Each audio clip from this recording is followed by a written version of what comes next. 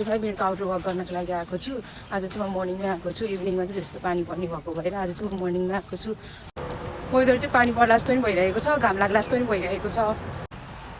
हजुरहरू पनि आफ्नो लाइफ चाहिँ बेटर अनि चेन्ज चाहनुहुन्छ भने चाहिँ आफ्नो डेली हेबिटमा चाहिँ केही चेन्ज लिएर आउनुहोस्।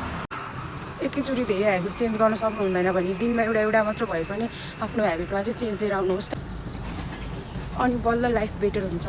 हरेक दिन जसरी नै आज पनि मैले यो च्यालेन्जको सबै रुल्सहरूलाई राम्रोसँग फलो गरेको छु। 2 workouts, indoor outdoor, healthy diet, no cheat meals, 3.8 litre water, reading 10 page book, process photo, no excuse. आजको भागवत गीताको ज्ञान चाहिँ आफ्नो मनलाई नियन्त्रणमा राख, यो नै सबैभन्दा ठुलो शक्ति हो। अहङ्कारलाई त्यागेर विनम्र बन्न सिक। आजको भागवत गीताको ज्ञान चाहिँ सोच्थेँ कि 75 हार्ड डेज पछि यो जर्नी सकिन्छ भनेर, तर यो जर्नीले मलाई बुझायो कि यो त बल्ल स्टार्टिङ रहेछ भनेर।